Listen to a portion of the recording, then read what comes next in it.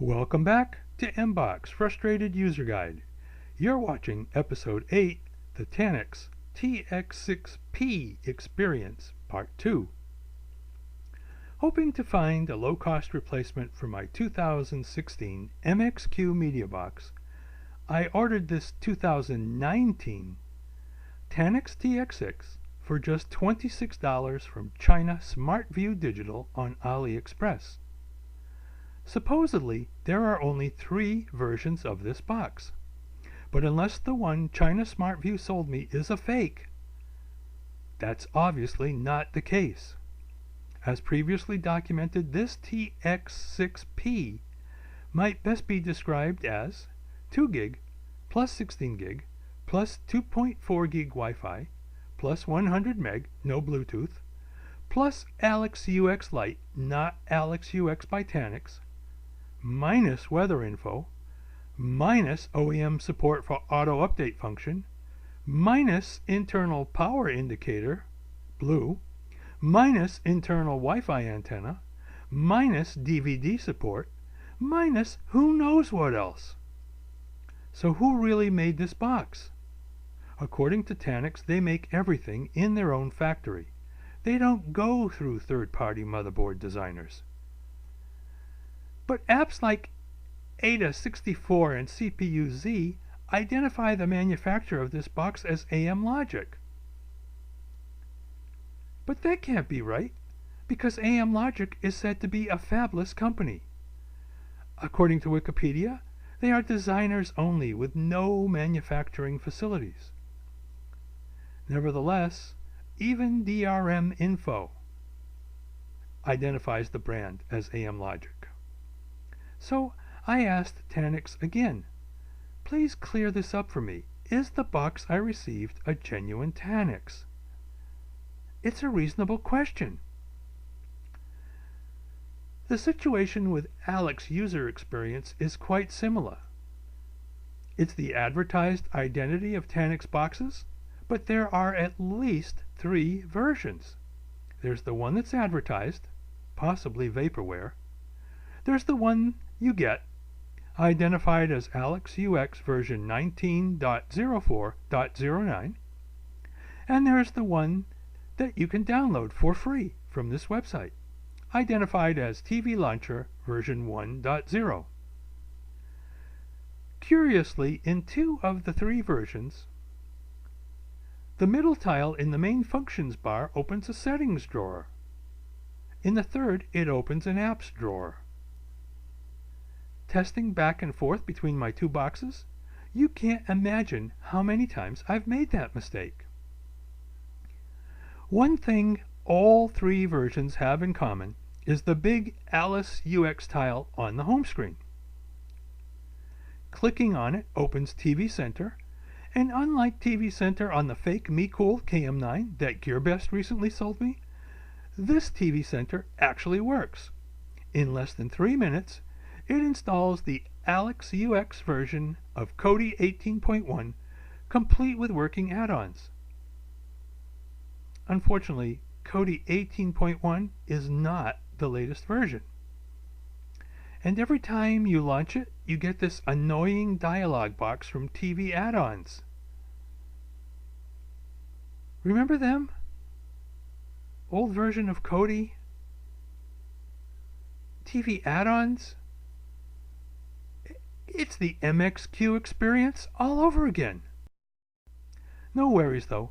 All we have to do to remedy this is install the official Kodi Android installer from Add-ons, Program Add-ons.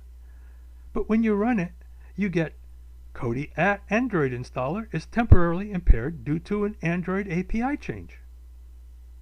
When you dismiss the error, you're further instructed to open File Explorer and try a manual update. Don't bother. It's just an exercise in frustration. Okay, maybe I should have used the official add-on update APK included with Alice user experience. There are 3 choices: Kodi 16, Kodi 17, and Kodi 18. Maybe choosing Kodi 18 here will do it. But no, it doesn't. I tried that too. It's just another waste of time. Now I read somewhere that Alice User Experience is a fork of Kodi. If so, it's a fork that's going backward, not forward. Another Android API change locks you out of the upper navigation area. In order to pull down app menus, you've got to repeatedly switch in and out of mouse mode on the bundled remote. That's beyond frustrating. Here I'm in navigation button mode. I can go up to the top row, I can go left and right, but unless I switch into mouse mode, I can't get to the app menus. This makes a simple task, like switching from TV shows to movies, unnecessarily awkward.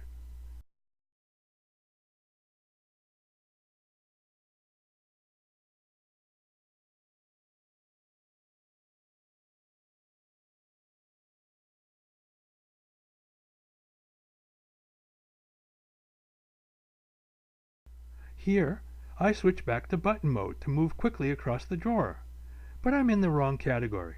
To switch from most popular to top rated, I've got to enter mouse mode again.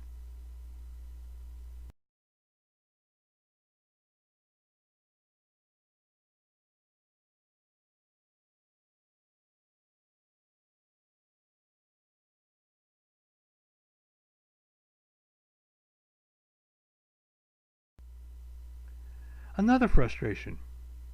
AliExpress User Experience Lite does not support popular Leanback apps like Haystack TV and Pluto TV.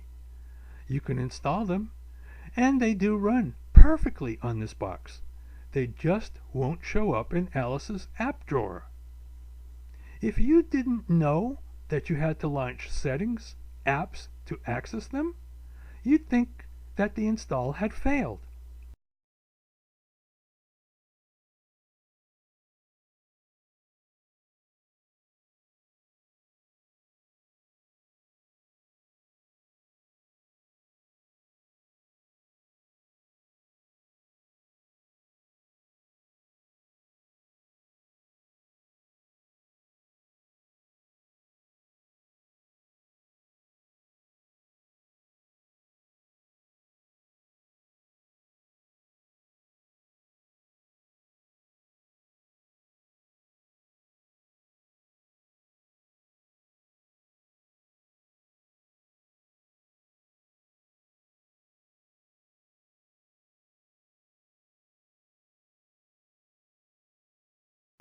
And because the motherboard is mounted upside down, not right side up as shown in the ads, you have to remember to insert USB drives upside down. Otherwise, you risk breaking the jacks. Unlike every other computer I've ever used or serviced, and unlike the Tanix TX6 shown in the ads, the plastic key on your USB drive must be positioned on the top, not on the bottom. You've got to insert it upside down. These pictures contrasting the USB ports offer even more proof that the box I received is not the box I ordered. And the box they substituted is not fully compatible with the Vontar G20 and the Vontar T8 air mouse remotes advertised along with it. In order for the box to turn off, the air mouse remote has to be in button mode. If you try to power off with the G20 or the T8 in mouse mode, which is where you would normally have them, the box pops right back on again. So I'm going to try to turn the box off using a G20 remote that's in mouse mode. You can see the mouse moving across the bottom of the screen. First I'm going to try this off button.